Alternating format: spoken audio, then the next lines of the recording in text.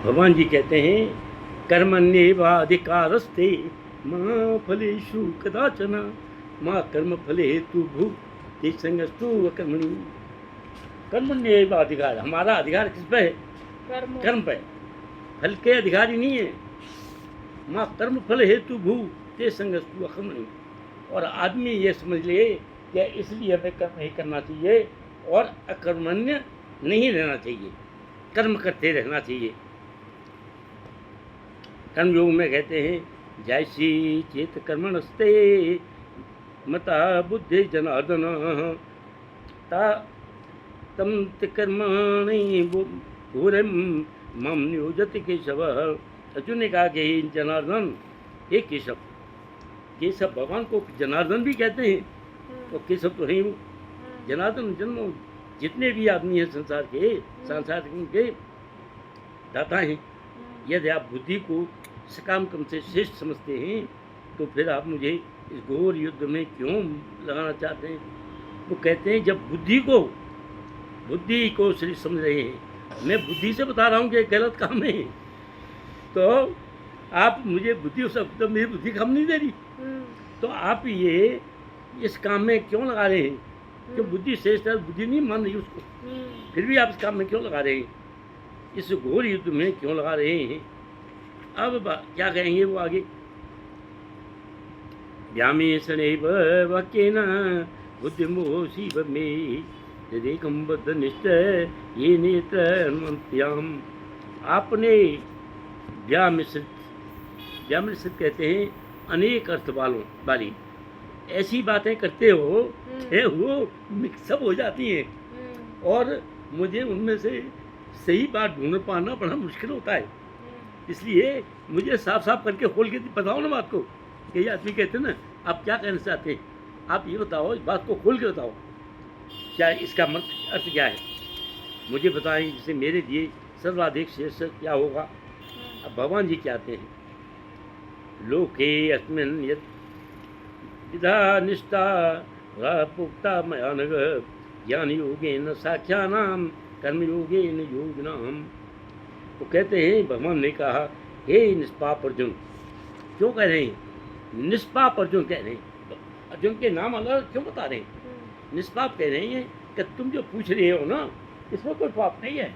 क्यों निष्पाप है? क्योंकि निष्पाप होगा वही अपने अंदर से रखेगा। अगर तुम किसी बात को छिपा के रखोगे अंदर तो निष्पाप कैसे हो सकते हो? अरे तुम पाप को निकाले हो, पाप को निकालना भी एक बहुत बड़ी बात है। और आदमी कहता भी नहीं। पहले तो बता चुका हूँ कि आत्म साक्षात्कार का प्रश्न करने वाले दो प्रकार के पुरुष होते हैं। ये उसे ज्ञान योग और द्वारा समझाने का प्रयत्न करते हैं, तो कुछ भक्ति योग से करते हैं। अब देखिए, अब इसमें बता रहे हैं कुछ भक्ति योग से। अब ज्ञान योग भक्ति योग दो डिफरेंट चीज़ें हैं। भगवान जी जब वहाँ से छोड़ करके मथुरा पहुँच गए हैं और अपनी माँ को उनको छोड़ गए वहाँ पर, वसुदेव देवकी वगैरह उनको सबको, क्या नाम नहीं, यशोदा मैया को और बाबा को दोनों को छोड़ के चलिए मथुरा। और मथुरा में जाकर के और वहाँ पर उनकी भगत हैं, कौन मिल गए उनको? उनको अपना भगत मिल गया। और कौन मिल गया? उद्धव। तो उद्धव मिल गए वहाँ। अब जब उद्धव मिल गए, उद्धव भगवान के परम भक्त हैं, दिन रात भक्ति करते रहते हैं और भक्ति करने के साथ में वो सारी वो बातें कहते हैं जो सांसारिकता से करके ऊपर है। तो सांसारिकता से मिली हुई बात नहीं करते। तो वो कहते हैं कि भाई मैं आपकी एक बात नहीं सुन पा रहा हूँ कि आप जो है बातें भक्ति कर रहे हैं, उनको देते हैं, सबको उपदेश दे रहे हैं, किंतु कभी कभी आप जो है ना उनकी यशोदा मैया की, बाबा की और गोपिकाओं की सब तो भी बात है, गोपिकाओं के बारे में बात करते रहते हैं। तो आप ये बताओ कि मैं समझ नहीं रहा हूँ कि इनमें डिफरेंस क्या है। या तो बड़े प्यारी ज्ञान की बात कर रहे हो, वहाँ गोपिकाओं की बात कर रहे हो कि गोपिका जो है मेरे लिए ऐसे ऐसे वहाँ पर गिर गई, सारे उनकी व्याख्या बता रहे हैं। तो भाई मैं नहीं समझता हूँ। और ये कहते हो कि गोपिकाएँ इतनी हैं जो मरी जा रही। भगवान जी बोले ये ब्रह्म हो गए, मन ही मन सोच रहे हैं पर बता नहीं सकते। बोले उद्धव क्या यार मैं जा तो पाऊँगा नहीं वहाँ, पर मैं चाहता हूँ मेरा कोई रिप्रेजेंटेटिव पहुँच जाए और जाकर के उनको गुप्तगांव समझाए कि तुम जिस आदमी के लिए ये कर रहे हो, जो अपने हिसाब से जो कहो, मैं नहीं कहूँगा क्या कहना है तुमने, पर गुप्तगांव को कहो कि भाई वो आदमी जो है उनका तुम्हारे प्रति कोई मोह नहीं है, मोह होता तो क्यों भागते यहाँ से। तो तुम जो है अपने भगवान के उसमें लगे रहो, भक्ति करो और छोड़ो दुनियादारी को। हम वहाँ पर पहुँचे तो युद्ध जी पहुँचे तो सबको पता कहाँ से आए हो, मथुरा से आ नहीं, किसमें मारने भेजा है, तो मथुरा से आ रहे हैं। तो उन्होंने क्या है कि हमारे लिए कुछ चिट्ठी लाए हो, कहले हाँ। तो उन्होंने चिट्ठी निकाली है और उस चिट्ठी के टुकड़े टुकड़े हो गए, एक टोड़ा बोलेगी, एक तो सारे तोड़ के लेगी। और उनमें देख रही है, पढ़ी लिखी तो है नहीं वहाँ की, अब पढ़ी लिखी नहीं है तो वो देख रही हैं, बार बार पढ़ रही हैं और देख रही हैं कि हमारे लिए क्या लिखा है। तो मुद्दा ये बताओ हमारे लिए कि तुमने इसको फाड़ दिया, अब मैं कैसे कहूँ क्या लिखा तुम्हारे बारे में। अरे तुम्हारे बारे में तो बुरा करते हैं, कैसे करते हैं बताओ हमें बात, वो तो कैसे। अब वो पागल हो गई हैं, वहीं कोई कहीं बैठी है, कोई कहीं बैठी है, सिर पकड़ के बैठे, कोई उद्धव को खींच लिया, कुछ है, उद्धव परेशान हो गए, बोले कि भाई मैं तो भगत हूँ और ये इधर बातें हैं। अब देखिए दोनों के उनमें डिफरेंस है, वो क्या है, वो अंतरात्मा से उनको प्रेम करती हैं और भगत वो क्या है, वो उनका प्रेम जो है वो लौकिक नहीं है, वो परलौकिक है उद्धव जी का। और देख करके वो परलौकिक प्रेम को और हतप्रस्त हो जाते हैं। अब ये कहना है कि इस दोनों के प्रेम में कितना फर्क है, क्या है।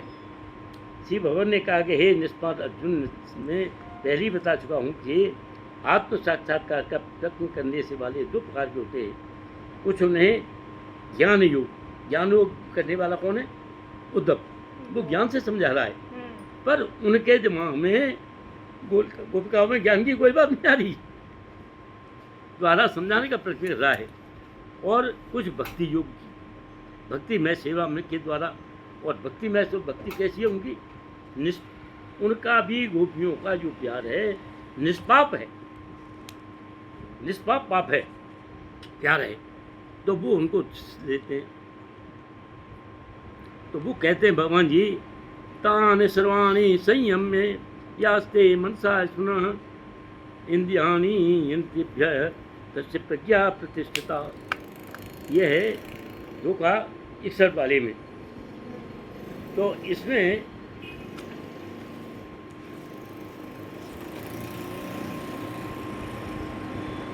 ये वाला तानि सर्वाणि संयम्य युक्त आसीत मत्पर वशे ही यस्य इंद्राणि तस्य प्रज्ञा प्रतिष्ठिता।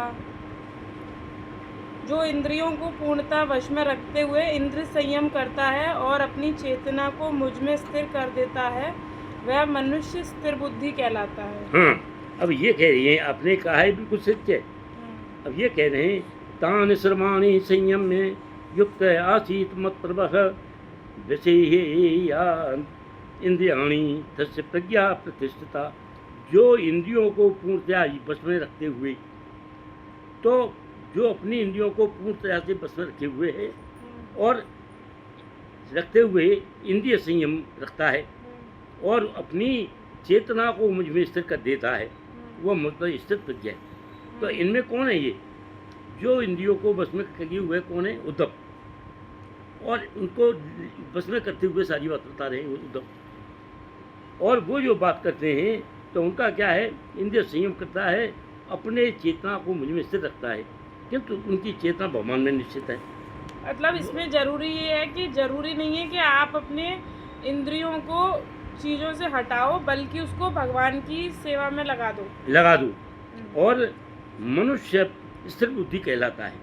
तो वो तो स्थिर बुद्धि है, पर उनका जो है वो दूसरे उनमें ले रही हैं। कौन, गोपियाँ। तो गोपियाँ जब दूसरे साइड में ले गई हैं तो गोपियाँ का भी प्रेम निस्वार्थ है उनको। अब ये इतनी सारी गोपियाँ हैं, वो कहती हैं वो भाई वो बनेंगे तो एक ही आदमी के बनेंगे, इतनी के कैसे होंगे, पर उनको एक साथ करती हैं। तो भगवान जी ने उनके लिए क्या किया अंत में जाके देखी, आपको उन्होंने पढ़ा होगा कि वो एक पूर्णमासी के दिन जो है बैठ सारी गोपियां हैं वहाँ पर, जो सारी गोपियों के साथ में उन्होंने डांस किया है, और हर गोपी ये सोच रही है कि ये मेरे साथ कर रहे हैं ना, हाँ, ये मेरे साथ हैं, रासलीला हैं सब, हर एक के साथ हैं वो, और वो किसी के साथ नहीं। तो ये है भगवान जी, उनका प्रेम भी कम नहीं है, उनका प्रेम भी पूर्ण है, क्योंकि जब पूर्ण प्रेम है उनका, इसीलिए तो उनको सब पता लग रहा है ये मेरे साथ कर रहे हैं। तो इसलिए उस कर्म में भी है, पर वो कैसा है, निस्वार्थ। तो भगवान जी से उनकी इतनी है, न कर्मण्ये मांतर अम्बे निष्कर्म पुरुषोनुसते न च सन्नस्य या देव सिद्ध समागच्छति। न तो कर्मन से विमुख होकर कोई कर्म फल को छुटकारा पाता है। कर्म के विमुख होकर का मतलब है जो काम कर रहा है उस कर्म से हट जाऊं और कोई कर्म फल का छुटकारा पा सकता है। अरे कर्म फल तो जैसा भी है, अच्छा या बुरा, उसका फल मिलेगा, उसका छुटकारा तो पा नहीं सकता। और न केवल संन्यास से सिद्धि प्राप्त की जा सकती है। और कोई आदमी कहे मैं सन्यासी हो जाऊं और कोई कर्म न करूं, तो ये सिद्धि कैसे प्राप्त होगी?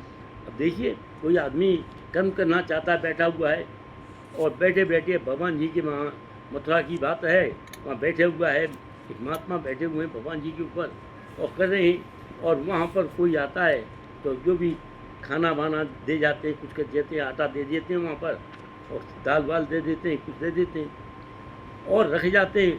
महात्मा क्या करते हैं, जब भगवान जी कर रहे हैं और वहाँ श्रीमद् भगवद गीता पढ़ते हैं तो देखते हैं सन्यासी कि भाई आटे में क्या क्या क्या सामान खाने को आया है। अब क्या देख रहे हो, रोजाना खाना बनाते हैं और भगवान जी को भोग लगाते हैं, खा लेते हैं। अब उनको हो गए एक हफ्ता, और एक हफ्ते में कोई नमक भी नहीं लाया आटे में डालने के लिए, नमकीन रोटी खा लें और कोई सब्जी तो दूर रही। तो लेकर के उन्होंने एक हफ्ते तक वो दिया। एक हफ्ते के बाद में जब किया तो भगवान जी ने उसका हाथ पकड़ लिया कि बात सुन, क्या है कि तू नित्य प्रति मुझे रूखी रोटी खवाई जा रहा है, खाली, और कुछ खाता नहीं है। मतलब भगवान ये बताओ कि मैं कौन सी चिपड़ी खा रहा हूँ, मैं कौन सी सब्जी से खा रहा हूँ? अरे जो मुझे मिला है वो मैं दे रहा हूँ आपको, फिर मैं खुद खा रहा हूँ। तो ये तो आपको देखना है कि मैं क्या खा रहा हूँ। तो भक्त जो है ऐसा होता है कि सब भगवान के ऊपर ही छोड़ देता है, अपने ऊपर कुछ नहीं रखता। अब क्या कह रहे हैं देखो ताऊ जी, कर्म सांख्य योग, कर्म योग, बुद्धि योग, इनमें क्या डिफरेंस होता है? क्या क्या? सांख्य योग, कर्म योग और बुद्धि योग। और बुद्धि योग। बुद्धि योग, सांख्य योग है कि उसमें भगवान की श्रृंखलाओं के हिसाब से वो करना बताना, कर्म कर रहे हैं, रोजाना करते हैं। और बुद्धि योग कौन सा है? बुद्धि से कंट्रोल करते हुए भगवान को करना। कर्म है कर्म करते हुए भगवान को भजना। और साख्य योग, साख्य सखा रूप में भगवान का करना। अब इनमें कौन सा इम्पोर्टेंट है? तो सखा रूप में कौन कर रहे हैं? सखा रूप में तो जितने सखा हैं वो भगवान को प्यार करते हैं। और उसमें क्या है कि सखा रूप का मैं बता रहा हूँ कि वहाँ पर जब कंस द्वार में युद्ध हो रहा है, वहाँ मल्ल युद्ध, तो मल्ल युद्ध में इतने बड़े बड़े मध्य मल रहे हैं, और भगवान जी ने और उनके भाई ने, बलदाऊ ने, और उनको मार मार के पछाड़ दिया, वहाँ पर मार दिया उन्हें। और फिर रावण को मारा, तो उसको कंस को मारा। जब उनको मारा तो वहाँ से आई तो वो जो है बैठे सुदामा बोले कि भाई मेरी खोपड़ी में एक बात नहीं आ रही कि कान्हा, तुम जो है रोजाना मेरे से हार जाते हो कुश्ती लड़ने में, वहाँ ऐसे मतलब तुमने फंसा दिए, वो मेरे समझ में नहीं आया। तो भगवान जी समझ गए क्या इसके दिमाग में कुछ भेद आ गया, मेरे भक्त के में, मेरे सखा के में भेद आ गया। वो कह रहा है मुझे बहुत विद्वान बलवान समझने लगा है। बोला नहीं, सुदामा तुम तो गलत समझ रहे हो। क्यों? कि देख उनमें दम थी ही नहीं। तुम होते मैंने तो वो मारा है, वो 10 मिनट में हराया है, और तुम होते तो 5 मिनट में हरा देते। कि नहीं भाई मैं नहीं मानूंगा। पर ये योद्धा थे उसको, नहीं आया माने हो तो आ जा, भगवान जी बोले भाई। तो दोनों आगे, और जैसे ही आए तो 5 मिनट में भगवान जी नीचे और सुदामा ऊपर। बोला बोल, मैं ताकत नहीं लगाई है। कहना ताकत तू पूरी लगाई है। फिर क्या, फिर तेरे अंदर है ताकत, मैं क्या करूं? तेने मुझे हरा दिया, इसलिए तू होता ना मेरी जगह पर तो तुम यही करता। यह है सखा को बड़ा मन करके मानना। अब भक्ति है, अब देखो भक्ति है जहाँ भक्त बैठे हुए हैं। भक्ति जो मैंने पहले सुनाया कि खाना खाने के लिए, अरे वो भक्त कैसे भक्त योगी, जब वो खा रहा है रूखी खा रहा है, भगवान को उसको चिंता नहीं है। पर भगवान जी ने जब कहा है कि भाई मुझे नहीं देता, तो उसने कहा है कि भाई मैं भी तो ऐसी खा रहा हूँ, तो मैं ये रोजाना खाता हूँ, इसकी चिंता तो तुम्हें करनी, मुझे थोड़ी करनी है। भक्ति हो गए। और एक कौन सा है? सखा, बुद्धि योग। ददामि बुद्धि योगम दम तेन मामुपयन्त ते मच्चित्ता मद्गत प्राणा बोधयन्त परस्परम कथयन्तस्य माम अद्वितीयं तुष्यन्ति च दुर्गन्ति च। भगवान कहते हैं मच्चित्ता, अपने मन में मुझे चिंता रखता है, मद्गत प्राणा, जिसके प्राण मेरे साथ लगे हुए हैं, बोधयन्ति परस्परम, किसी से बात भी करते हैं तो मेरे बारे में ही करते हैं, कथयन्तस्य माम नित्यम, और नित्य प्रति अपने उनके साथ में बैठे हुए आदमी में, उनमें भी मेरे बारे में ही बात कर रहे हो। तुष्यन्ति च रमन्ति च, और उसी में संतुष्ट होते हो और मेरे अंदर भ्रमण कर देते हो। तो मैं क्या करता हूँ? तेषां च तथयुक्तानां भजतां प्रीतिपूर्वं ददामि बुद्धि योगम तम तेन मामुपयन्ति ते। भगवान जी कहते हैं तेषां मां च तथयुक्तानां, निरंतर मेरे साथ में लगे हुए हैं, भजतां प्रीतिपूर्वक, हम और प्रीतिपूर्वक मुझे भजते हैं। तो मैं क्या करता हूँ?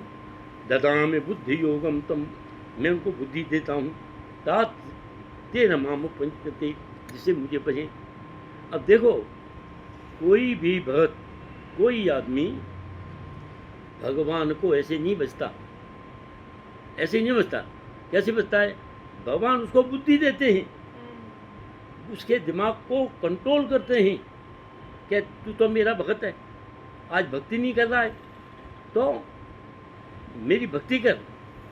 अब मैं बताऊं, मैं काम में इतना बिजी था, तो उन्होंने कहा कि भाई मेरे को, हम चाहते हैं यहाँ ये सुने। मैंने समझा ये कि भाई इसको करना तो ये ज़्यादा वो है, क्योंकि इसमें तो सारे फॉर्मूले हैं, कदम कदम पर फॉर्मूला है, उन चीज़ों को याद करना ही मुश्किल है। उसको किसी को कह भी नहीं सकते हो, इनको तो सबके सामने सुना सकते हो, घर में कह सकते हो, बाहर सुना सकते हो, अपने सब में कह सकते हो। तो इसलिए वो है। तो मैं कह रहा हे भगवान, अब मैं ऐसे उसमें परिस्थिति में टाइम नहीं निकल पा रहा, आप क्या करूं मैं? मेरा ये अंतिम समय आ गया है, मैं तो 2-4 महीने और जिम्मेदार रहूँगा, मेरा अंतिम समय आ गया है और मैंने ये छोड़ दिया है। तो फिर आप मेरे लिए रास्ता कैसे आगे प्रशस्त करोगे, जिससे मैं या तो जन्म ही नहीं लूँ, अगर जन्म लूँ तो किसी ऐसे परिवार में लूँ जिससे कि जहाँ मैंने छोड़ा है इससे आगे और पढ़ाई करूँ, जहाँ छोड़ी है उसे और आगे बढ़ूँगा। और मेरी इच्छा ये है, भगवान ने रास्ता निकाल दिया, और ये रास्ता नहीं निकलता तो मैं आपके ऊपर बहुत मैं आभारी हूँ कि आपने ये कहा कि भाई हमें जो करना चाहते हैं, मुझे बहुत खुशी हुई और मैं ये कर बोलता हूँ, ठीक है नहीं।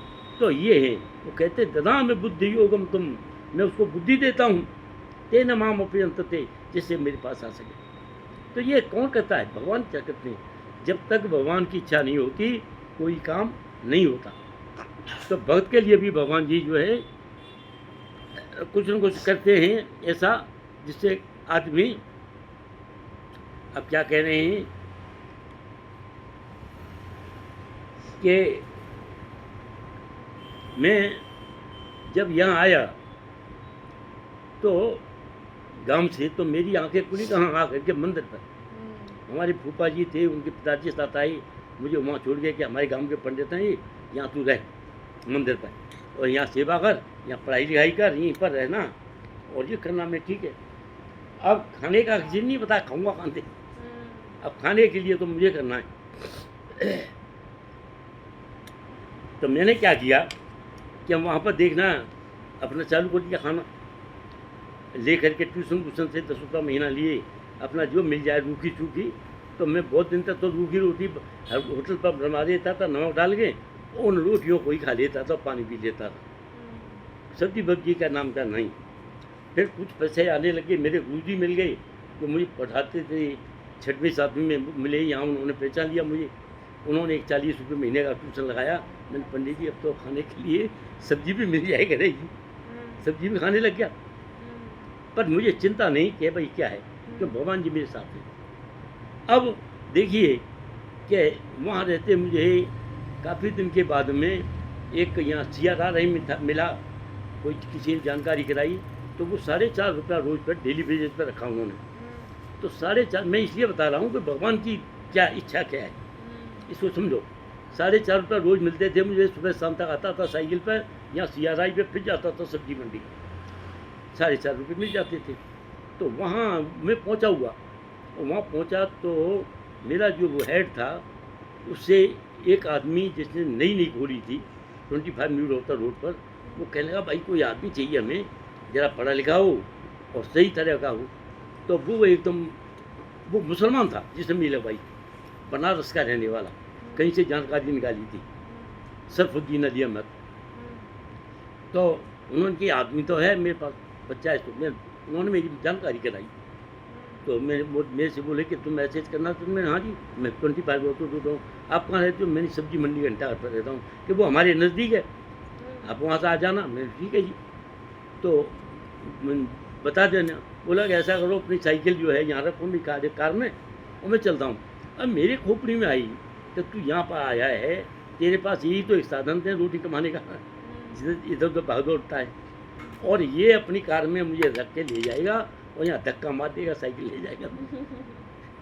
मेरी बुद्धि ने ये काम किया, और मैंने कहा कि मैंने इसे आज तो नहीं जा पाऊँगा, मैं कल वहीं पहुँच जाऊँगा अपने घर, यहाँ नहीं आऊँगा पर वहीं पहुँच जाऊँगा, डेली बेसिस पर नौकरी भी छोड़ दूँगा, वहीं पहुँच जाऊँ। नहीं ऐसा करो मैंने कि जी मुझे रास्ते में कहीं से पैसे भी लेने, मुझे ज़रूरत है, तो कोई जानकारी वाले हैं उनसे पैसे लेने, मुझे यहाँ से मुझे मिले नहीं। बोले नहीं उतने पैसे मैं देता हूँ, आप मैं ये पक्का मेरे को धक्का देगा, रुपये जो पैसा दे रहा है और ये धक्का देगा और ये साइकिल ले जाएगा। मैंने कहा साहब आज जो है उनसे मिलना भी बहुत ज़रूरी था, उनको बताना भी था मैंने। तो बोला ठीक है, फिर मैं तो एड्रेस दे दो अपना, एड्रेस दे दिया। मैं उस एड्रेस पर पर्टिकुलरली पर और पहुंच गया कितने बजे? सवेरे 8 बजे। उसने कहा 9 बजे आना है।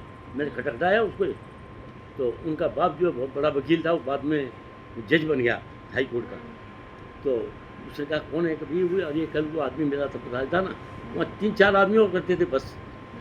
तो वो है वो ही आ गया हुआ लड़का। मैं आया पूछा जल्दी आ गई, मेरे साहब मेरे पास घड़ी नहीं है, तो मैंने समझा कि लेट न हो जाऊँ, मैं पहले ही आ गया हूँ और यहाँ है भी नज़दीक। बोला ठीक है। वहाँ काम करने लग गया।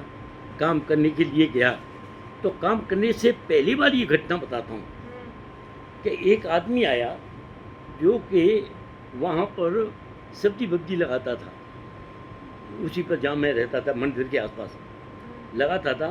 तो आकर के बोला एक दिन कि पंडित जी मेरा मन बड़ा विरक्त हो रहा है। मैं कैसे? कि मैं ये सोच रहा हूँ कि मैं कोई महात्मा बन जाऊँ, महत्वपूर्ण बात है ये, महात्मा बन जाऊँ मैं। मैंने कि जी आप महात्मा बनना चाहते हो तो इससे ज़्यादा बढ़िया कोई बात है नहीं सी, पर महात्मा बनूँ कैसे? कैसे कि मुझे कहीं जाने के लिए बताया एक पर्टिकुलर जगह, वहाँ जाने के लिए कम से कम मुझे 50-60 रुपये की ज़रूरत है, 50-60 रुपये की ज़रूरत है। तो वहाँ से जाऊँगा और उससे 2 दिन पहले मेरी उस मंदिर से चोरी होगी। मेरे पैंट कोट पैंट और कमीज चोरी हो गई और रजाई ओढ़े मैं सो रहा हूँ वहाँ और मैं अंडरवियर बनियान पहन के रह गया। बच्चे आ गए पढ़ने के लिए कि मास्टर जी तैयार नहीं हुए। मैंने की भूख क्या भाई, मेरी आज कोई ये कोट पैंट कमीज ले गया, अब मैं नंगा रह गया हूँ। एक आया कोई आदमी, मैं एक मुसीबत वाली बात बता रहा हूँ कि उसका भाई पढ़ता था मेरे पास नाई का, तो पंडित जी कहना हाँ कि मेरे पास एक पैंट है गरम बनवाया है। मैंने कहा देख भाई मैं पहनना किसी का पहना हुआ नहीं पहनता हूँ। क्या नहीं मैंने आपका पहना ही नहीं है, वो बनवा के रखा हुआ है। मैंने कि पहना नहीं है तो भाई मैं एक शर्त पर ले सकता हूँ कि अगर अब लंगड़ा एक हाथ 5 पैर से नहीं, बोला मैं एक शर्त पर ले सकता हूँ आपसे ये कि आपको ये वापस लेना पड़ेगा। मैंने कही भाई, वो बोला कि ये पंडित जी इससे ज़्यादा बढ़िया क्या हो सकती है कि मैं एक पंडित का उतन पहन लूँ, तो मैं बहुत खुश हूँ, मैं ठीक है। एक लेडी और थी, वो पहलवान था उसकी घरवाली, तो वो पहलवान ने घर बताया भैया ऐसे थे, उनकी चोरी होगी मास्टर जी, तो चोरी होगी कि हाँ कि मेरे पास कपड़ा पड़ा है। तो उस लेडी ने एक कपड़ा अपने आप ही सिलाई करके ऐसा किया कि वो हाथ भी बड़े वैसे, कमीज बड़ी मतलब वैसे ही, तो मैंने पहन लिया। मैं ठीक है, नीला पैंट और वो हो गया। मैं बैठ के बच्चों को पढ़ाया। अब पढ़ाया, इन दी मीन टाइम काम चल रहा ट्यूशन के आगे। वो जो छोड़ा था मैंने जिसमें महात्मा बनना था, वो मैंने कि भाई मेरे पास 60 रुपये हैं, क्या पंडित जी मैं आपको ये कंबल है और स्वेटर है नए हैं मैंने लिए हैं, आप इनको ले लो। मैं चल ज़्यादा लिए होंगे, क्या मुझे इतने ही चाहिए, मुझे 60 रुपये 50 रुपये चाहिए। मैं ले उनको 50 रुपये दे दिए। मैंने क्या बताऊँ, मेरे पास अब महीने के लिए खाने कुछ नहीं है और मैं नौकरी को जा रहा हूँ, आज पहला दिन है, तो पता नहीं मेरी लगेगी नहीं, ये भी नहीं पूछा, मुझे पता है मेरे ट्यूशन भी छूट जाएंगे इधर।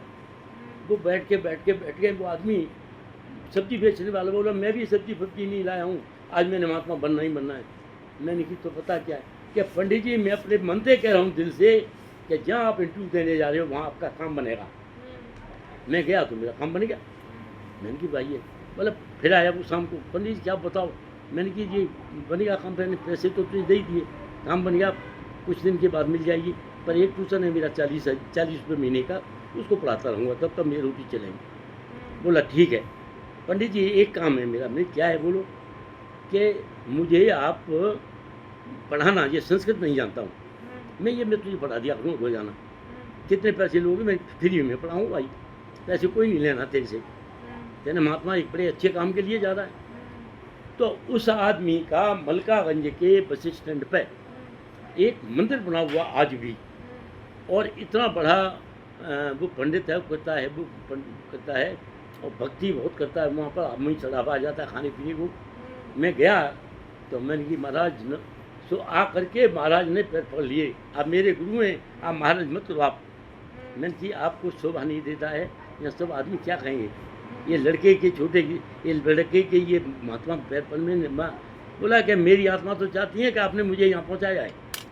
मैं महाराज मैं आपका वो हूँ, आभारी हूँ, मेरी लगी है। तो मैं जब भी जाता था वहाँ पर, अब तो बहुत दिनों से गया नहीं हूँ, जाता था, पता नहीं बेचारा है या नहीं है, भगवान जाने। तो ये है, तो आदमी का कहीं भी जीवन परिवर्तन होने में देर नहीं लगती है अगर भगवान चाहें और आदमी मनते चाहे। मेरी भी रोटी चलने लग गई और उसकी भी बेचारे की वो हो गया, बन गया। तो ये है। और वहाँ के बाद में फिर मैंने अपना काम चालू कर दिया। मैंने कि भाई देखो इससे ज़्यादा बढ़िया तो भगवान मेरा कुछ कर नहीं सकते हैं। जो आदमी कहीं पर जाकर के अलग हो, घर बार से अलग हो जाए और उसको इतनी मिल जाए, तो ये भगवान जी की बहुत बड़ी कृपा है। बगैर कृपा के नहीं होता है।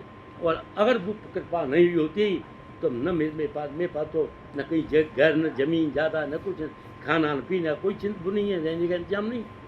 उस आदमी को यहाँ भगवान जी ने एक कोठी दिलवा दी।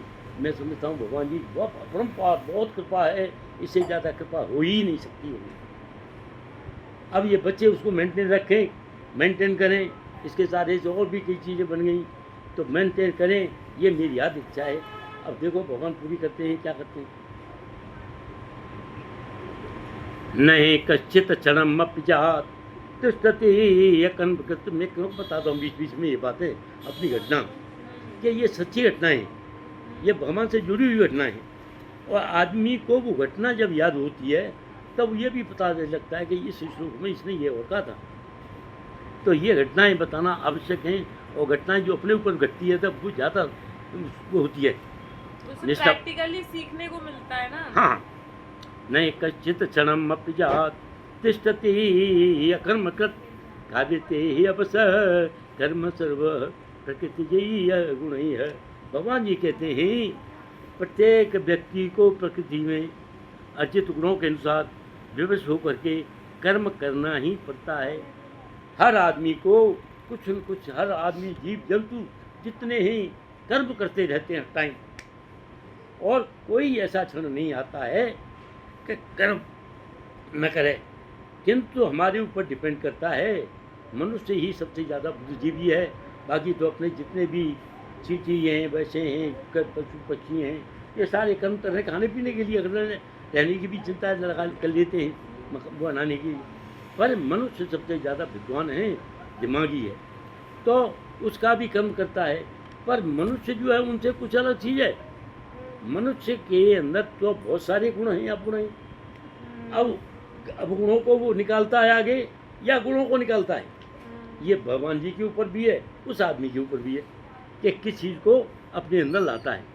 तो वो कहते हैं नहीं कश्चित क्षणम अपजात तिष्ठति अकर्मकृत, बगैर काम किए हुए कोई भी आदमी नहीं रहता, कुछ न कुछ करना ही पड़ता है। क्योंकि प्रकृति कर रही है, करवा रही है, खाना पीना सब उसके रहना सब उसके लिए करना है। अतः कोई भी एक क्षण भी बिना कर्म किए नहीं रह सकता, तो इसे करना ही पड़ता है। अब भगवान जी क्या कहते हैं, एक मैंने उसमें पढ़ा था, forget about the past and future, live in the day tight compartment. ये अंग्रेज ने लिखा है, वो भी हम बड़े भगवान के वक्त में। तो वो कहते हैं forget about the past and future, past future को तो भूल जाओ। क्यों? फ्यूचर में जो होना है वो हमारे हाथ में नहीं है, और बीत चुका है वो हम उसको वापस नहीं ला सकते। इसलिए हमें क्या करना है, live in the day tight compartment. दिन में पूरे दिन हम अपने आप में ऐसे व्यस्त रहें कि हम भगवान के अलावा कुछ सोचे ही नहीं, यथार्थ में जिए, जो हैं वो जिए। हम ये न बने कि हम आगे क्या बनना है, आगे वो न सोचें, ये भी न सोचें कि हम क्या थे, हम कौन थे, क्या हो गए हैं और क्या होंगे अभी। आओ विचारे आज मिलकर ये समस्याएं सभी, पहले कौन थे, अब क्या हो गए हैं और क्या होंगे, ये विचारें हम दिमाग में लगाएं, जिससे कि हम पीछे न जाएं, गिरे ना, आगे बढ़ें, आगे होने। तो ये भी ये है। आगे कहते हैं वो निया विक्रम नाशो अस्ति प्रतिभायो न विद्यते तो अल्पम अस्य धर्मस्य निया विक्रम नाशो अस्ति प्रतिभायो न विद्यते तो अल्पम अस्य धर्मस्य रायते मैं तो भयात। इस प्यास से न तो हानि होती है, 2 का 40वां है, और यही श्लोक आ गया। हाँ, इस प्यास से न तो कोई हानि होती है और न कुछ नुकसान है। अल्प पति से महान भय से रक्षा कर सकते हैं। ऐसा करने से अगर थोड़ा सा अगर मुकर लें और भगवान की भक्ति में लगा दें तो हमारा क्या नुकसान है। हस्तादपि न दातव्यम ग्रहादपि न दीयते परोपकाराय वचन बाधिम किम दरिद्रता। भगवान जी कह रहे हैं हस्तादपि न दातव्यम ग्रहादपि न दीयते, अपने हाथ से मत दो किसी को, अपने घर से मत दो। वचना बाधिम, अगर अपने वचन बोलने से किसी का भला हो जाता है तो तुम्हें क्या दरिद्रता आ जाएगी। इसलिए मीठे वचन करके और तुम उसके काम कर दो, करके बता दो कि भाई तुम्हारा सब काम सही रहेगा। अब आगे क्या कहते हैं, कर्मेन्द्रियाणि संयम्य यास्ते मनसा स्मरण इंद्रतानि विमुक्तात्मा मिथ्याचार स उच्यते। जो कर्मेंद्रियों को बस में तो करता है, कर्मेंद्रियां हमारी कितनी इंद्रियां हैं? 11। अब 10 ही हैं। एक तो वो राजा है उनका, मन वो तो राजा है, वो तो जो इंद्री उसकी ज़्यादा ताकतवर होगी उसके साथ लग लेगा वो। मन का अपना अस्तित्व कोई नहीं है। तो जो कर्मेंद्रियाँ 5 तो कर्मेंद्रियाँ काम कर रहे हैं अपने शरीर से, 5 ज्ञानेंद्रियाँ ज्ञान दे रही हैं। और मन जो है वो उनको देख रहा है कि इनमें कौन सी प्रबल है, कौन सी ताकतवर है, उसके साथ लग जाएगा। तो मन है, तो ये है जो कर्मेंद्रियों को बस में तो कर लेता है, जिनका मन इंद्रियों का चिंतन करता रहता है। एक बार ज्ञानेंद्रिय और कर्मेंद्रिय बताना ताऊ जी, कौन कौन सी होती हैं? ज्ञानेंद्रिय कर्मेंद्रिय। ज्ञानेंद्रिय हैं आँख कान जिह्वा, ये सब जो हैं ये ज्ञानेंद्रिय हैं। सोचना बुद्धि, तो ये सारी की सारी जो है 5 हैं। ये जीव है, जीव के क्या काम है, टेस्ट भी करना है, और ये है उसका कान सुनने वाले हैं, और आंखें देखने वाली हैं। तो इन सारी की सारी ये कर्मेंद्रियाँ हैं 5, और शरीर की ये कर्मेंद्रियाँ, ये ज्ञानेंद्रियाँ ज्ञान देती हैं। और मन जो सबसे ज़्यादा शक्तिशाली उस टाइम होती है, पर्टिकुलर टाइम पे, तो उसकी इंद्री वहाँ आ जाती है। आदमी जाएगा तो जा कर के पेशाब करने जाएगा, एक छोटी सी बात है, पर उसको पेशाब नहीं आएगा। उसकी इंद्री कहेगी, वो कहना चाहेगा भाई पेशाब करना मैं आया हूँ, उस इंद्री को बताएगा तो वहाँ तब जाएगा, नहीं तो जा नहीं सकता वो कर्मेंद्रिय जो मन कहेगा, और मन वहाँ लगेगा उसके साथ में। इसी तरह से सारी कर्मेंद्रियाँ हैं, कर्मेंद्रियाँ हैं। हाथ पैर कर्म करने वाले हैं, हाथ पैर ये सभी कर्मेंद्रियाँ हैं। त्वचा है कर्मेंद्रिय है। तो ये है नहीं कश्चित क्षणम अप्यातिष्ठति कर्मत कार्यते कर्म सर्व प्रत्ययी है। तो प्रत्येक व्यक्ति की प्रकृति में अर्जित गुणों के अनुसार विवश होकर के उसे कर्म करना ही पड़ता है। अतः कोई भी एक क्षण में के लिए भी बिना कर्म किए नहीं रह सकता।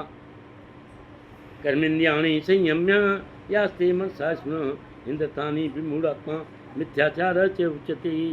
जो कर्मेंद्रियों को तो वश में करता है, किंतु उसका मन इंद्रियों का चिंतन करता रहता है, और चिंतन करने से स्वयं को धोखा देता है और मिथ्याचारी कहलाता है। आप यहाँ पढ़ाई कर रहे हो, आप कह रही हैं मन करके लग पड़ रहा है, हम याद कर रहे हैं, किंतु हमारी इंद्री किसी पर्टिकुलर चित्र को देखे के आंख से दिख रही है, तो हमारी इंद्री यहाँ से वहाँ पहुँच जाएगी, पहुँच जाएगी नहीं।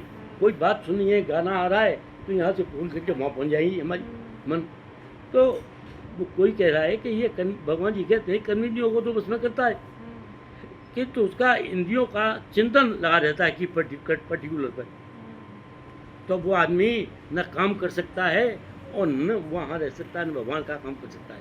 इसलिए भगवान के नाम में रहना है तो सारी इंद्रियों को कंट्रोल में करो, तब होगा, और इसके बढ़ के नहीं रह सकता है। अब क्या कहते हैं, जीव बने हम, कैसा बने,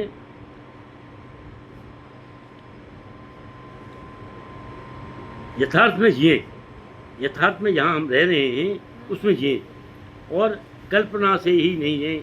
कल्पित भय, कल्पित भय क्या है, दुर्घटना हो सकती है मैं जा रहा हूँ तो, ये कल्पित भय है, हो ही नहीं पर वहाँ घटना तो है ही। असफलता का भय, कोई काम कर रहे हैं इसमें सफल होंगे या नहीं होंगे उसका भय है, और कोई काम कर रहे हैं किसी तरह काम खोला, दुकान खोली, तो उसमें नुकसान की चिंता लग रही है, इतने पैसे में लगा दिए, इन्वेस्ट कर दिए, तो उसमें भी होता है, इसलिए वहाँ भी जा सकते हैं। इसलिए आदमी को हमेशा उसमें रहे, अस्तित्व में सकारात्मक कर्म करे, सकार शरीर मन भावनाएं ये सब उस जगह लगाए, निर्मल मन रहे, जीवन सार्थक से आनंदमय हो जाता है, और उद्देश्य रहित स्पर्धा भाग दौड़ में ये निरर्थक है। आदमी इधर उधर भाग दौड़ करता है, वहाँ नहीं, भगवान जी के पास बैठे, उनके चरणों में बैठे कि भगवान ये पर्टिकुलर जी ये काम करने जा रहा हूँ मैं, इसमें मुझे किसी तरह से और मेरा साथ रहे, आप मेरी सहायता करें, भगवान जरूर करेंगे। यस्तु इंद्रियाणि मनसा नियमारब्धे अर्जुन कर्मेन्द्रिय कर्मयोगम असत सविशिष्यते। दूसरी ओर यदि किसी निष्ठावान व्यक्ति ने मन के द्वारा कर्मेंद्रियों को तो वश में कर लिया है, करने पर प्रयत्न करता है, और बिना किसी आसक्ति से कर्मयोग प्रारंभ करता है तो वह अति उत्कृष्ट है। क्या है? निष्ठावान है, मन को उस काम भी कर रहा है तो जिस पर्टिकुलर को काम कर रहा है उसी तरफ अपनी इंद्रियों को भी लगाए, और वहीं लगने से उस आदमी का वहाँ पर उन्नति होगी, प्रोग्रेस होगी, विजय होगी, और उसमें वो कामयाब होगा। इसलिए उसको उसके साथ ही लगाएं। न तम कुरु कर्म तम कर्म जायते हे अकर्मणः शरीर यात्रा पीछ हे न प्रसिद्धियत कर्मणः। अपना नियत कर्म करो जो भगवान जी ने दिया है। जो पढ़ने वाले स्टूडेंट हैं उनका नियत कर्म क्या है? पढ़ाई करना। उनका काम है कर्म करना, पूरी निष्ठा के साथ काम करना, और अपनी निष्ठा के जब मन को भी भटकाओगे वो गलत है। क्योंकि हमें तो भगवान जी ने हम यही काम सीखा है। जो नौकरी वाला है वो अपने पर्टिकुलर काम पर लगा है, उसी के बारे में सोचा वही करना है। ये न सोचा कि यहाँ से मैंने बहुत पीछे जाके बढ़िया अच्छा काम करूँगा। अरे अपने मन को क्यों भटका रहे हो? कल को मिलता है तो करना। और वे क्या है? क्योंकि कर्म न करने की अपेक्षा कर्म करना श्रेष्ठ है। कर्म न करने की अपेक्षा, अब कोई बैठा है ऐसी पड़े पड़े कर्म नहीं कर रहा है कोई, और कह कर मैं कुछ हो कैसे होगी भाई? कर्म तो करना पड़ेगा। कर्म नैवाधिकार अस्ति माँ फले शु कदाचन माँ कर्म फले हेतु भू ते संगस्तु अकर्मणि। कर्म हमारा अधिकार कहाँ पर है? कर्म करने पर अधिकार है, फल के अधिकारी नहीं है। इसलिए कर्म को करना है तो निष्ठा के साथ कर्म करें। और देखो ये फॉर्मूले भगवान जी के, क्या है ये फॉर्मूले? इनका एक एक टुकड़ा आदमी की जिंदगी में काम में आने वाला है। तो हम इतने सारे ग्रंथों को पढ़ें, सारे भागवत में है, चेतन चरितामृत है, ब्रह्म संहिता है, फलाना ठिकाना, इनको पढ़ने से हमें कुछ नहीं मिलेगा। क्यों कि हमें इनमें एक सहारे एक बल एक आस विश्वास, एक सहारा एक बल है भगवान जी के चरणों में, तो इसी की आस करे, वही विश्वास करे। जैसे कि चातक जो है पक्षी क्या है? भगवान जी के चरणों में रहता है और भगवान जी का नाम लगाता है, पक्षी है वो। इसलिए अपनी पूरी निष्ठा के साथ में कर्म को करें, और कर्म को करने के बाद में हम उस समय प्राप्त होगी। और भगवान जी का भी वो तो करना ही है। तो भौतिक वस्तुएं इंसान के लिए बनाई हैं। इंसान ने बनाई हैं भौतिक वस्तुएं इंसान के लिए। रेडियो बनाया इंसान ने, रेडियो के लिए, इंसान के लिए, उसे बेच के दूसरों के लिए। खाने की चीज़ बनाई है इंसान ने, वो किसी के लिए बनाई है? दूसरों के लिए। तो इसलिए जैसे मकान, दुकान, कारखाने, परिवहन, रक्षा उत्पाद, आविष्कार, ये किसने किए हैं? आदमियों ने। ये भगवान ने इसलिए किए, इन्होंने आदमी ने आदमी के लिए किए हैं। तो इसलिए नियत कर्म करो, क्योंकि कर्म न करने की अपेक्षा कर्म करना श्रेष्ठ है। और बिना शरीर निर्वाह, तो आदमी के बगैर कर्म की तो शरीर का निर्वाह नहीं हो सकता। रोटी कहाँ से मिलेगी? जब तक काम नहीं करो रोटी मिल जाएगी? करना पड़ेगा। यथार्थ कर्मणो अन्यत्र लोको एवं कर्म बंधना तदर्थ कर्म कौन्ते मुक्त संघ समाचार। श्री विष्णु भगवान के लिए यह रूप से कर्म करना चाहिए। अंतः कर्म द्वारा भौतिक जगत में बंधन उत्पन्न होता है। तो हे कुंती पुत्र, उनकी प्रसन्नता के लिए अपने नियत कर्म करो, इस तरह तुम बंधन से सदा मुक्त रहोगे। इसलिए कर्म करते रहो। भगवान जी को यहाँ हमारा तन होगा, वहाँ हमारा मन होगा। हमारा शरीर यहाँ है, ठीक है, काम करे जा रहे हैं, मन वहाँ है कि हे भगवान मुझे इस कर्म में कामयाबी दो, बस इसके अलावा पीछे नहीं लगाए। नियत कर्म होता क्या है? नियत कर्म होता क्या है? नियत माने जो दिया हुआ है, भगवान ने सौंप रखा है। क्या सौंप रखा है? आपका नियत कर्म है क्या है? वकालत करना। हाँ। वकालत करने में जा रहे हो, उस वकालत को निष्ठा के पूर्ण निष्ठा के साथ करो, ठीक है। और दूसरे के बात में ये नहीं है कि जो काम मिल गया है तो वही है, उससे कोई और बेटर काम मिल गया तो उस कमरे में पहुंच जाओ। और अपने उसमें हमेशा आदमी को प्रोग्रेस करनी चाहिए लाइफ में। ऐसे ही जहाँ कूप मंडू का महीने पड़े, ये संसार बहुत बड़ी है। नियत कर्म निष्ठा से कर रहे हैं हम, ठीक है। नियत कर्म अगर हम निष्ठा से कर रहे हैं, हाँ। मान लो पूरी निष्ठा से कर रहे हैं, मान लो हम एडवोकेट हैं, हाँ। तो अगर हम पे कोई आदमी आता है जिसने मर्डर किया है, हाँ। तो गुरुदेव हम तो गलत का साथ दे रहे हैं ना। नहीं, देखिए आपको उस आदमी को बता दिए कि भाई मुझे सच्चा बात बता क्या ये। हाँ, अब उसने बता दिया सच में मैंने मर्डर किया था। अगर वो हाँ साहब मैंने किया है, अब आदमी ये सोचा है कि ये मर्डर किया इसने तो किन कारणों से किया है? नहीं गुरुदेव, वो देखिए serial killer है बस। नहीं, देखिए बात सुनो कि एक तो आदमी कर रहा है माल खींचने के लिए मर्डर कर दिया कोई आया तो, ठीक है, एक तो वो मर्डर है। एक आदमी किसी को घर में गया और किसी लड़की को उसने छेड़ा, कुछ किया है तो कर दिया उसने मर्डर उसको। एक और क्या है कि आदमी के ऊपर बन गई, वहाँ गया और मालूम पड़ गया घर वालों ने क्या भाई कोई घर वाला आ गया तो उसका मर्डर कर दिया। चोरी करने के टाइम पे तो किया, अब उसको बचाओगे तुम? ये ऐसे आदमी को बचाने का क्या मतलब है? उससे क्या भाई हाथ जोड़ दे कि भाई तेरे से मैं नहीं कर पाऊंगा गुरुदेव, ऐसे तो फिर काम ही नहीं मिलेगा। काम। सारे आदमी मर्डर तो करने वाले हैं नहीं, सारे आदमी बजना मारते रहेंगे, ऐसे दुनिया ख़त्म हो जाएगी। भाई लाखों काम हैं आदमी के, लाखों ऐसे काम हैं। हाँ, कई है मर्डर क्या कर दिया कि तुम घर में हो और कोई चोर आ गया, वहाँ चोरी कर रहा है तो तुमने क्या किया? एक लेडी थी, अब लेडी घर में बैठी है, अब उसने देखा, उसको संदेशा हुआ खटखट हो रही है, दीवारें किसकी दीवार बनी थी? कच्ची ईंट की। अब लेडी को पता लग गया यहाँ पर खटखट हो रही है, वो चुपचाप गई और जाके उसने लैंप जलाई पे दिया था, लैंप जलाई तो वहाँ देखा तो उसने गड्ढा सा हो रहा है, वो दिया को लेकर उसने पीछे रख दिया जिससे थोड़ी सी लाइट जाए, ज़्यादा लाइट ना हो। उस आदमी ने जो खोदा है, उस आदमी ने और खोद के मुंह निकाला इतना, उस औरत ने क्या किया, वो काट देते पहले पेड़, वो ये सच्ची बात है। वो लाई तो वो उसने ला करके और एक गड़ासा मारा यहाँ और उसकी खोपड़ी अलग कर दी, हाथ से खींचा आदमी को, भीतर डाल दिया। अब दूसरे पीछे वाला था, बोला ये तो घुस गया। अब घुसने के बाद में क्या हुआ कि वो भी ऐसे ही किया उसने, उसके काटा किया, उससे 4 आदमियों को मारा औरत ने, फिर कोई ख़त्म हो गए, उसने की सारी मर गई। तब वहाँ से निस्ता हुई, हुई सवेरा हो गया, उसने कहा भाई ऐसे ऐसे बात है। अब आप ये बताइए किसकी गलती है? मर्डर किया उसने, नहीं, उसकी गलती नहीं है। मैं तो मर्डर ऐसे भी तो हैं, अपनी रक्षा करने के लिए भी तो मर्डर है। आदमी रक्षा करने के लिए भी मर्डर करता है। अब देखो एक बात कहूँ, हमारे यहाँ में, अब तुम्हें सही बात बताऊँ, हमारे गांव में एक मुसलमान है, उस आदमी ने वो क्या था कि पुलिस से मिला हुआ था, उसने क्या किया कि अपने घर में जितने वहाँ के चोर उचक्के थे उन सबको अपने घर में इनवाइट किया। और क्यों किया? पुलिस वालों ने कहा कि तुझे हम जो है इन आदमियों को पकड़वा दे तो हम तुझे इतना देंगे, पैसे इनाम देंगे। अब वो आदमी इनाम के चक्कर में आ गया, उसने क्या किया, मुसलमान है तो उन आदमियों को इनवाइट किया, भाई आओ मेरे घर पर, ऐसे दावत है यार, हम तुम साथ मित्र नहीं हो, उनके साथ भी जाया करता था।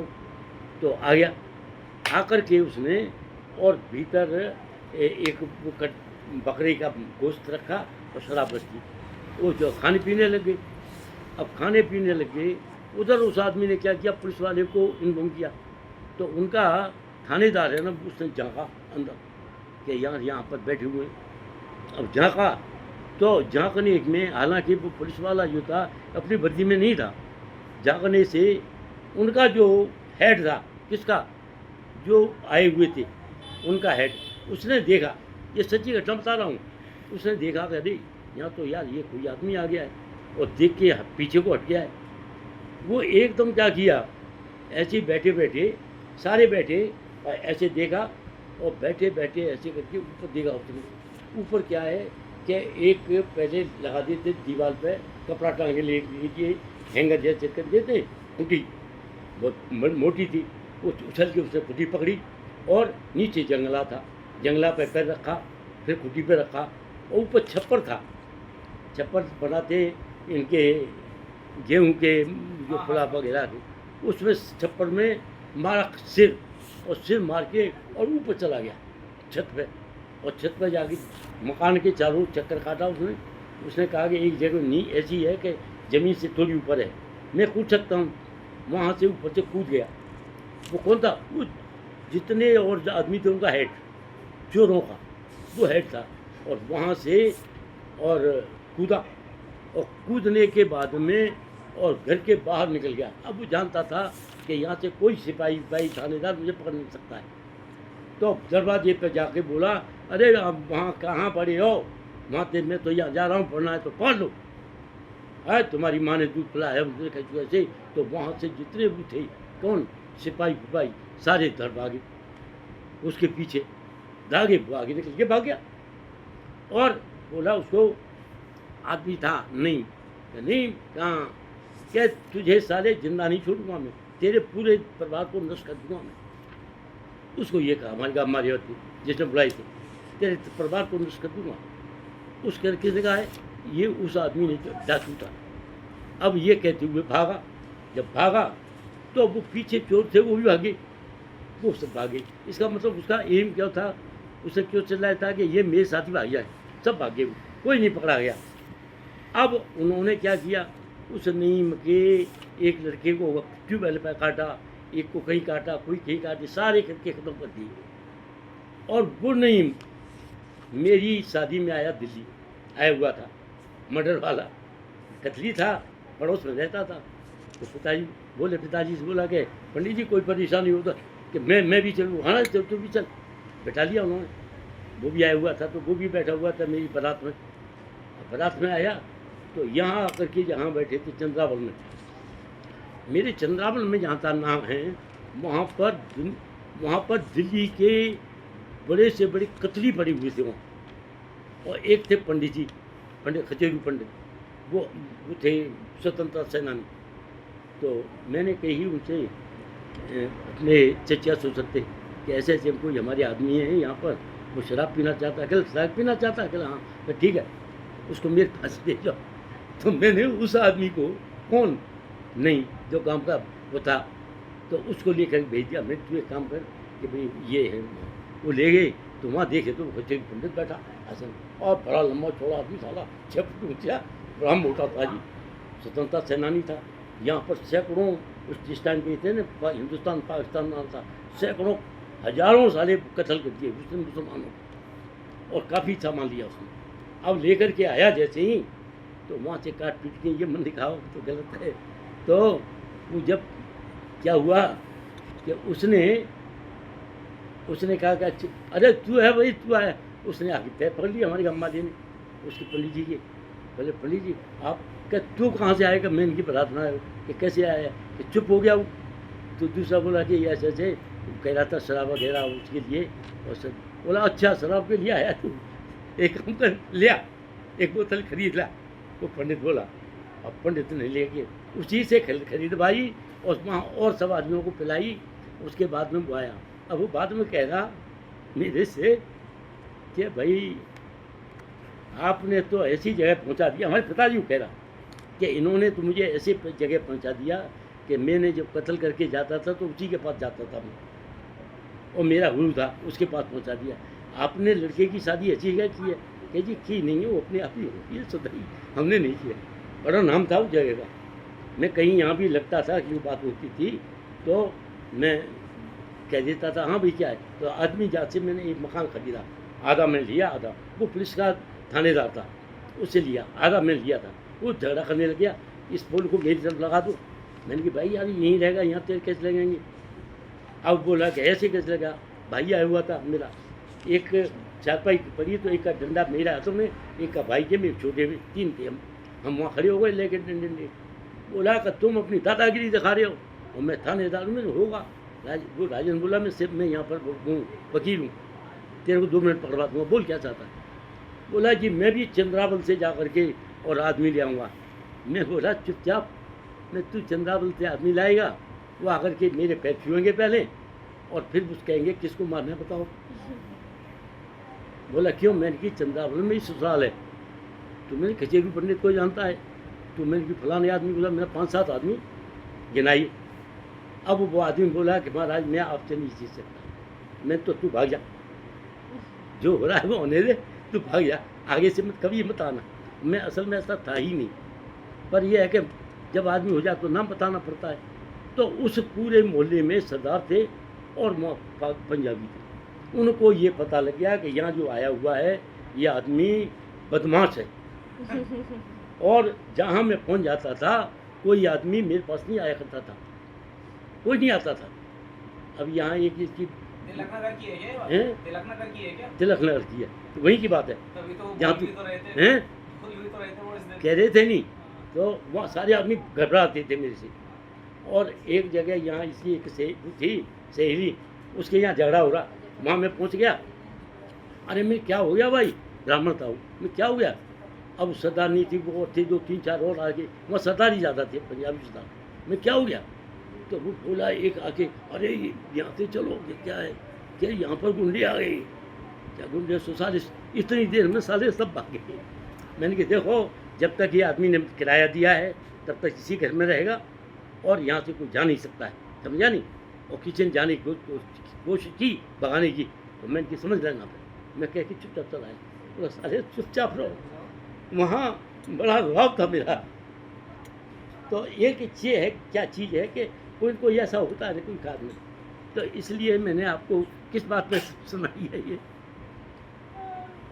नियतम कुरु कर्म तम कर्म न जायो ही अकर्मण शरीर यात्रा पीछ ये न प्रसिद्ध कर्मण। अपना नियत कर्म करे जाओ, क्यों कर्म न करने से ही अपेक्षा कर्म करना श्रेष्ठ है, और कर्म के बिना तो शरीर निर्वाह नहीं हो सकता। तो तू ये मत सोचिए कि तेरा दादा सही है, बड़ा भारी गुंडा हूँ मैं, समझ गया नहीं। क्योंकि मेरे साले जितने वहाँ थे वो सारे आके पैर छूते थे और राम नाम करते थे। यहाँ दिनेश आता है ना, दिनेश को क्या समझता थी, आदमी को सारे जीता खा ले, तेरे बाप का वो मामा है, समझिए नहीं। वो मेरे सामने सारे सब ठंडे रहते हैं। और जिस मामा में सारे पिटे मेरे से, जितने हैं इसके मामा सारे पिटे हैं, और पढ़ाता था उन्हें, और पीट पीट के पढ़ाया है। यथार्थ कर्मणो यत्र लोको अयम कर्म बंधना तदर्थ कर्म कौन्ते मुक्ति संग समाचार। श्री विष्णु जी के लिए यज्ञ रूप से कर्म करना चाहिए, अन्यथा कर्म के द्वारा इस भौतिक के जगत में बंधन उत्पन्न होगा। और तो हे कुंती पुत्र, उनकी प्रसन्नता के लिए अपने नियत कर्म करो, और इस तरह तुम बंधन के सदा मुक्त होगे। नियत कर्म, आदमी को कर्म करना है तो कोई यूँ न सोचा नियत कर्म मेरा चोरी करना है। नियत कर्म करो, बड़ी इसके साथ छिपी हुई है बात। नियत वो काम करो कि पूरी निष्ठा के साथ, बगैर किसी को दुख पहुँचाए, बगैर किसी को परेशान किए, और अपनी रोटी का साधन ढूंढूं, किसी का माल न लूटूं, किसी को सताऊं नहीं, किसी को परेशान नहीं करूं। अब तू कह रहा है कि मैं, अब तू पहले ही मर्डर करने वाली की पूछ पात पहुँच जाएगा तो कैसे काम चलेगा। यहाँ पर मर्डर वाले सालों को लोग त्याग दे कि भाई मैं नहीं कर पाऊँगा, हाथ जोड़ रहे भाई, ये मैं नहीं करूँगा, इस तरह मैं ये वाले नहीं लेता हूँ, दूसरे टाइप के लेता हूँ, बस खत्म हो गया।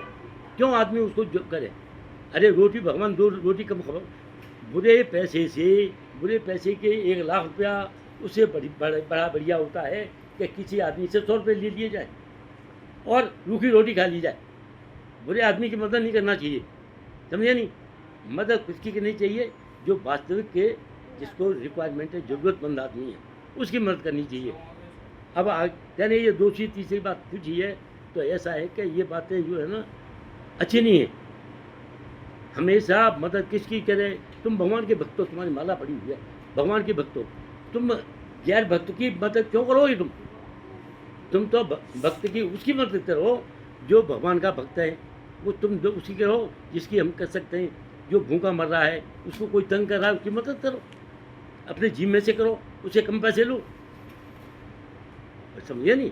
अब भक्ति करने उनका मदद करने के लिए तुम्हें तो कोई डाकू ही मिलेगा, या डाकू की रोटी खाओगे, वो तो तुम्हें वैसे भी नहीं पचेगी, क्यों बुरे काम की रोटी है, समझे नहीं। And don't ask this thing.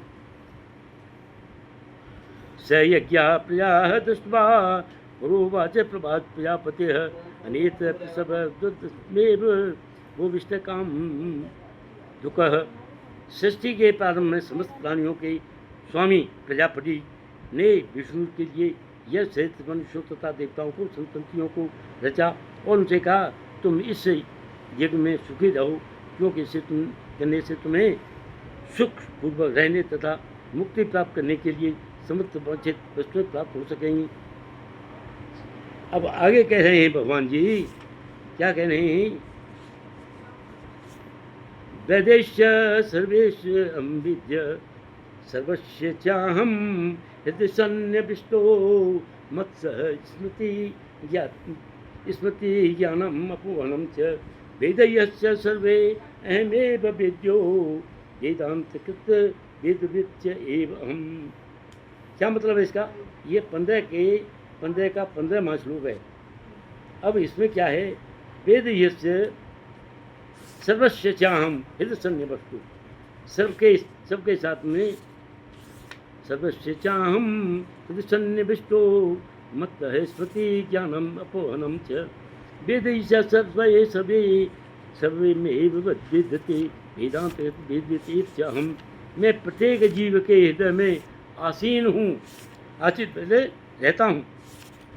मनुष्य से ही स्मृति, मुझसे ही आदमी को जो स्मृति रहती है, बुढ़ापे में भी जिसे याद रहता है, वो किसके रहता है? जिसके ऊपर भगवान जी कृपा करते हैं। अब 80 साल में तो भूल जाता आदमी, उसे अपने शरीर का होश नहीं रहता है, इस लोग कहाँ से ज़्यादा आएंगे। तो है जो मुझसे ही स्मृति ज्ञान और जो स्मृति होती है, ज्ञान भी मैं देता हूँ और उसको बुलाता भी मैं ही हूँ। भगवान जी कह रहे हैं मैं ही वेदों द्वारा जानने योग्य हूँ, वेदों में जानने योग्य मैं हूँ। अगर कोई जानता चाहता है तो मेजे पर है, मैं ही जानने योग्य हूँ। निस्संदेह वेदों का संतल करता और समस्त वेदों का जानने वाला हूँ। भगवान जी ने ये नहीं बनाई होती, ये भगवान जी की वाणी है, इससे ज़्यादा श्रेष्ठ वाणी क्या हो सकती है? जो भगवान जी के मुंह में से स्वयं निकली वाणी है। तो इसलिए वो कह रहे हैं कि जितने वेद बने हैं ये मेरी वाणी से ही सुन के बने। सर्वस्य चाहं हृदि सन्निविष्टो मत्सह स्मृति ज्ञानम अपोहनम च वेदयस्य सर्वे अहमेव वेद्यो वेदांत कृत वेदविते च माम।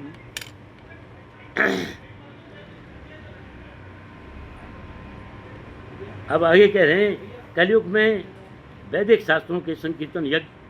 कलयुग में क्या बताया है? भगवान का यज्ञ। कौन सा यज्ञ? संकीर्तन। बस कीर्तन ही बहुत है। हरे कृष्णा कृष्ण कृष्ण हरे हरे, हरे रामा राम राम हरे हरे। ये संकीर्तन यज्ञ है। इसलिए हमारे पास टाइम मिले तो हम एक माला जरूर कर लें। संकीर्तन यज्ञ। तुम्हें कितनी माला चलनी है? तुम्हारी आवाज़ चल छूट गई हैं, कभी हो जाती हैं, कभी छूट जाती हैं। नहीं, एक करो पर करो रोज। छूना छोड़ो, एक करो। कौन कह रहा है 15 करो? एक करो रोज। तो वही कह रहे हैं कि ये जो है इसमें कलयुग में संकीर्तन युग यही है, ये जो है सबसे श्रेष्ठ है। इसलिए ये करते रहो रोजाना माला। कृष्ण वर्णा कृष्ण किरणम संगो युग पक्षद यज्ञ संकीर्तन प्रचेत किम संभव। इस कलयुग में जो लोग पर्याप्त बुद्धिमान हैं, अब सुनो ये क्या कह रहे हैं, ये 118 पेज में। इस कलयुग में जो लोग पर्याप्त बुद्धिमान हैं वे भगवान को की उस पार्षदों सहित संकीर्तन यज्ञ द्वारा पूजा करेंगे।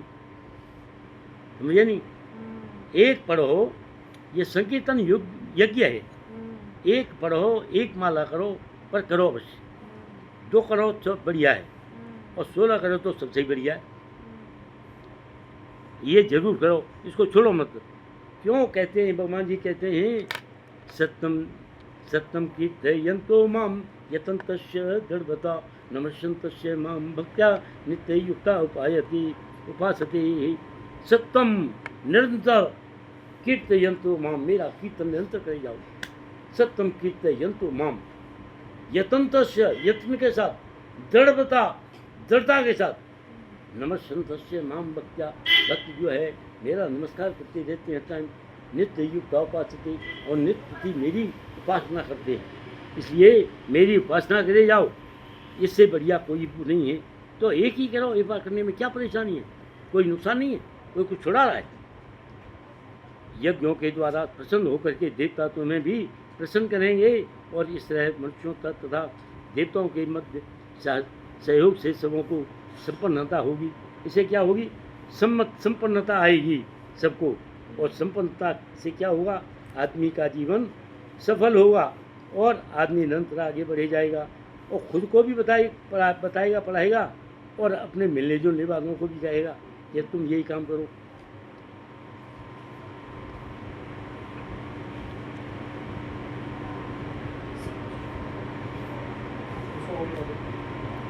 अध्याय 5 का 29।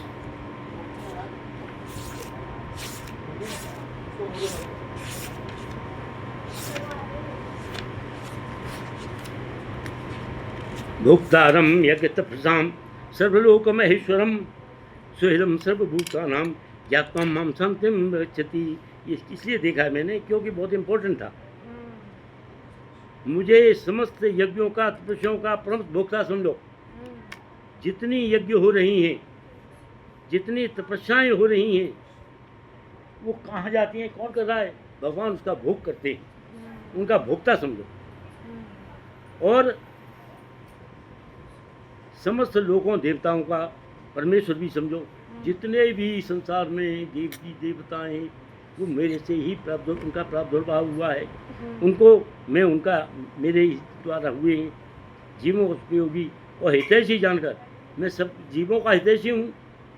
मेरे भावना भावित में वर्ण स्वरूप भौतिक दुखों की शांति की लाभ करता है। इसलिए यही कह रहे हैं भगवान जी, भोक्तारम यज्ञ तपसाम, यज्ञ का मैं भोगता हूँ, मैं ही उनका भोग करता हूँ। सर्वलोक महेश्वरम, सभी लोगों का महेश्वर हूँ।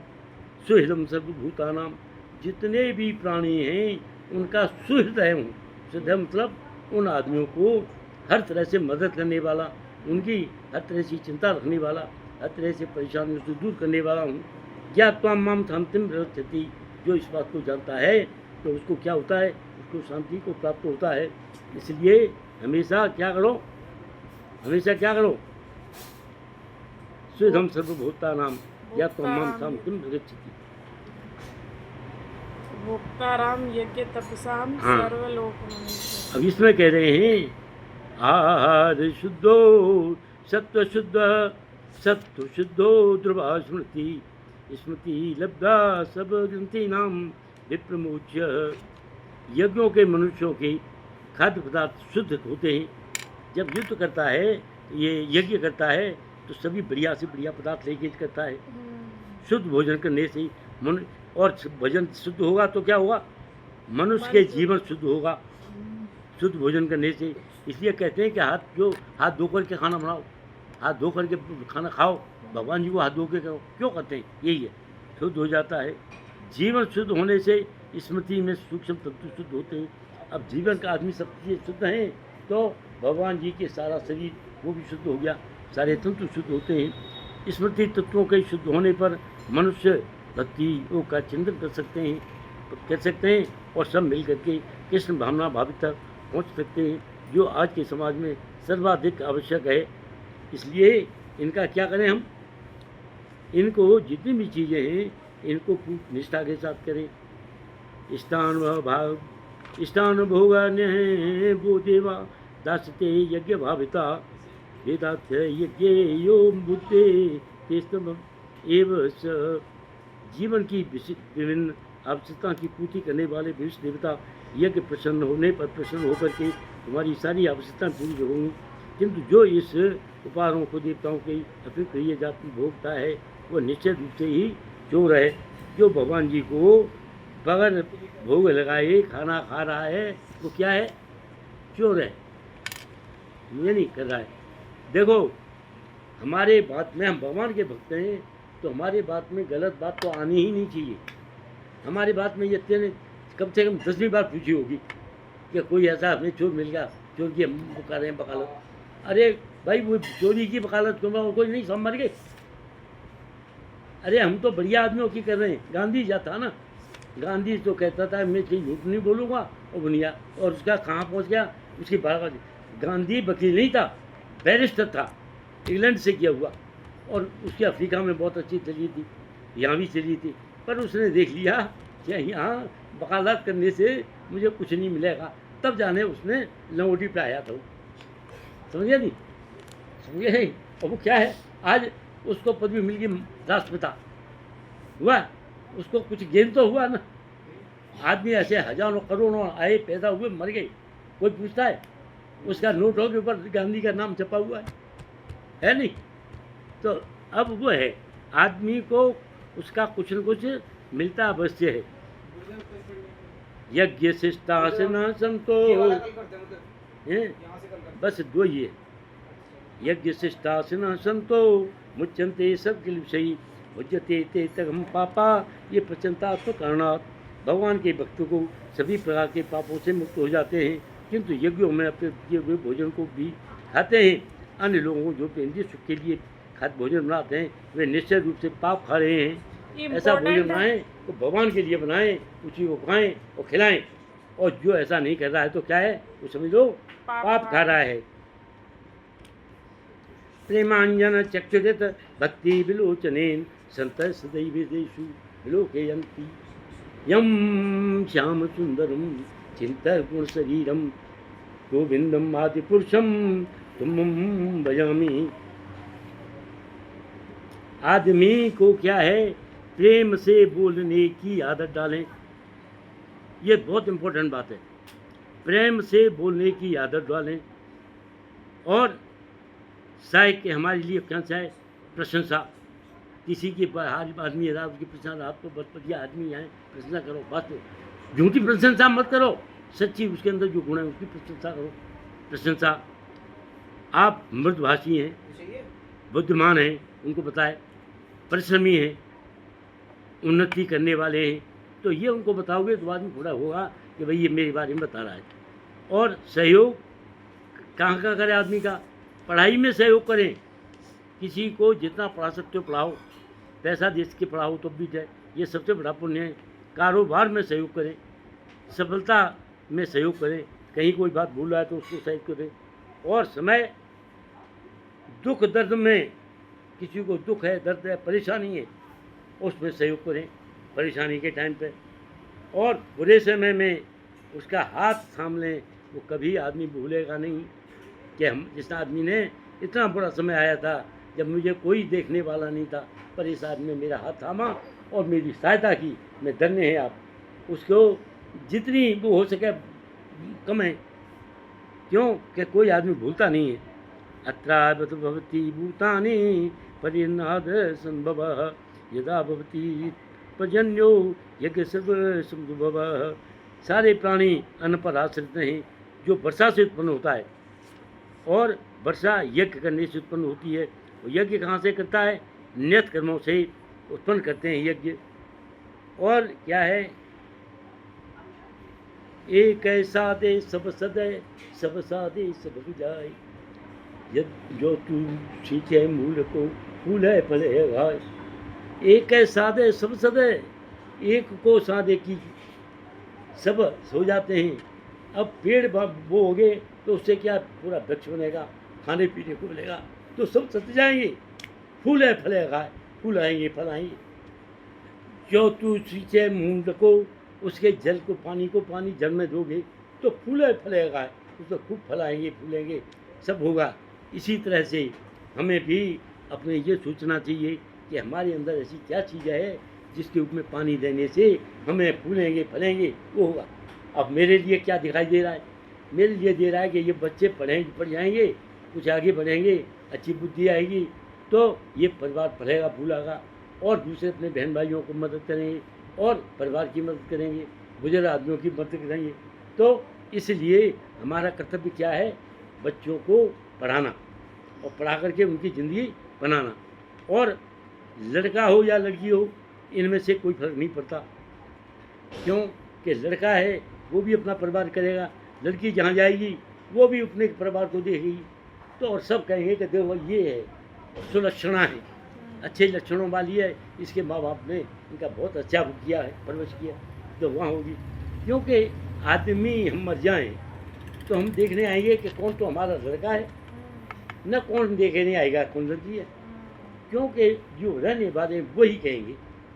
तो इसलिए हमें वो करना चाहिए। और अब 15वां श्लोक कल होगा।